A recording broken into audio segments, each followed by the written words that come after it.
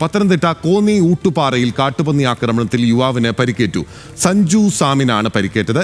വിവരങ്ങളുമായി ശ്രീരാജ് ബാബു തത്സമയം നമുക്കൊപ്പം ചേരുകയാണ്. ശ്രീരാജ്, എവിടെ വെച്ച് എങ്ങനെയാണ് കാട്ടുപന്നിയുടെ ആക്രമണം ഉണ്ടായത്?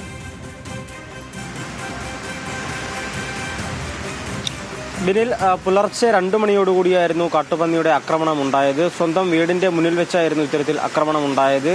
പുലർച്ചെ 2 മണിയായപ്പോൾ ഇത്തരത്തിൽ വീട്ടിന് പുറത്ത് വലിയ ശബ്ദവും അതുപോലെ തന്നെ നായയുടെ കുരയും കേട്ടു. അങ്ങനെ എന്താണ് എന്ന് നോക്കാനായിട്ട് പുറത്തേക്ക് ഇറങ്ങിയ ഉടൻ തന്നെ കാട്ടുപന്നി നേരെ എത്തി ആക്രമിക്കുകയായിരുന്നു. കാലിനും തോളലിനും അടക്കം കാര്യമായ പരിക്ക് സംഭവിച്ചിട്ടുണ്ട്.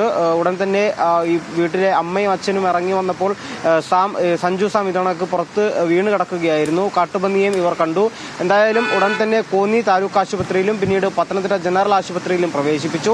ഈ സ്ഥലത്ത് കോന്നിയുടെ വിവിധ മേഖലകളിൽ വന്യജീവി ആക്രമണങ്ങൾ പതിവാണ്. ഈ കാട്ടുപന്നിയുടേതടക്കം കാര്യമായ ആക്രമണം ഉണ്ടാവുന്നുണ്ട്. കൃഷിയിടങ്ങൾ അടക്കം നശിപ്പിക്കുന്ന അല്ലെങ്കിൽ മനുഷ്യന്റെ സ്വൈര്യ ജീവിതത്തിന് തടസ്സം സൃഷ്ടിക്കുന്ന രീതിയിൽ ഇത്തരത്തിൽ വന്യജീവികളുടെ സാന്നിധ്യം ഈ പ്രദേശത്ത് എന്തായാലും ഉണ്ടാകുന്നുണ്ട്. ഏതായാലും അതിൽ കൃത്യമായ നടപടി ഉണ്ടാകണമെന്ന് ഏറെക്കാലമായി ഇവർ പരാതി പറയുന്നുണ്ടെങ്കിലും വനംവകുപ്പിന്റെ ഭാഗത്തു നിന്നും കൃത്യമായ നടപടി ഉണ്ടാകുന്നില്ല എന്നാണ് ഇവരുടെ ആക്ഷേപം. എന്തായാലും ഇത്തരത്തിൽ കാട്ടുപന്നി ആക്രമണങ്ങളും പതിവാണ്. നിലവിൽ സഞ്ജുവിനെ വീട്ടിന് തൊട്ടു മുന്നിൽ വെച്ചാണ് ഇത്തരത്തിൽ കാട്ടുപന്നിയുടെ ഒരു ആക്രമണത്തിൽ കാര്യമായ പരിക്ക് സംഭവിച്ചിട്ടുള്ളത്. ഇയാളുടെ മുറിവ് അല്പം ഗുരുതരമാണ് എന്നാണ് പറയുന്നത്. കാലിലെ മുറിവ് അല്പം ഗുരുതരമാണ്.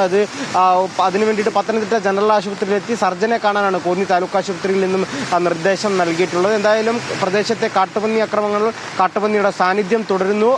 പ്രദേശവാസികളെല്ലാം തന്നെ കടുത്ത പ്രതിഷേധത്തിലാണ്. ബിനിൽ, ഓക്കെ, ശരി. നാട്ടുകാരെല്ലാം തന്നെ വലിയ പ്രതിഷേധത്തിലാണ്. യുവാവിന് പരിക്കേറ്റിരിക്കുകയാണ്.